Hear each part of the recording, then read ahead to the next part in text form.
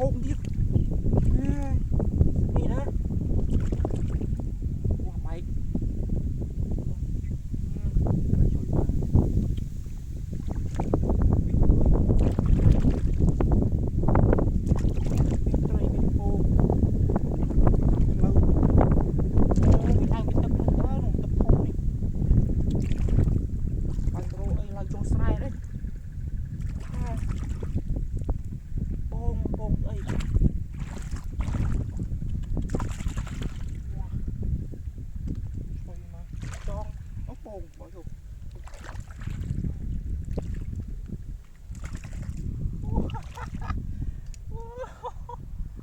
Đi chắc tay bồn cọc ná này lông chân cọc này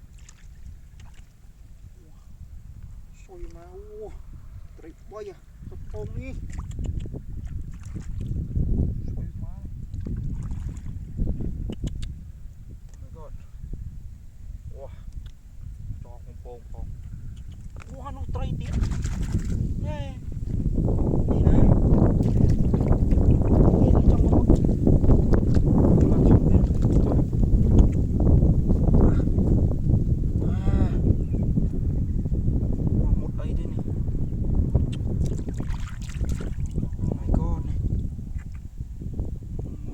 chẳng bao nhiêu chỗ wow này tiếc đi ôi mà có bí hay có bí ôi vô một này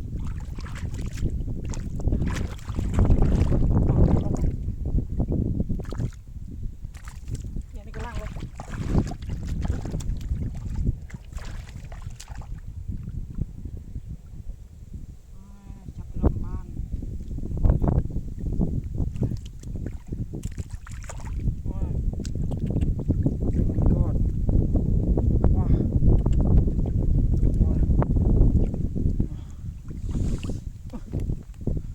rồi mà nó tiết đấy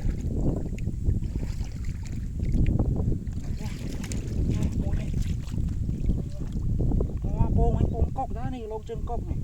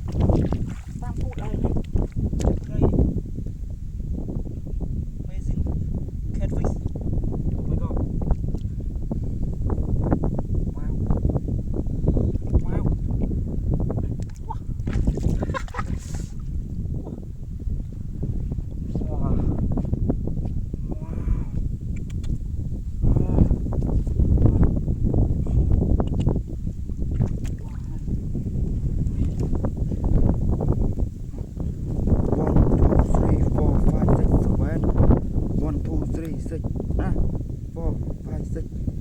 Oh my god.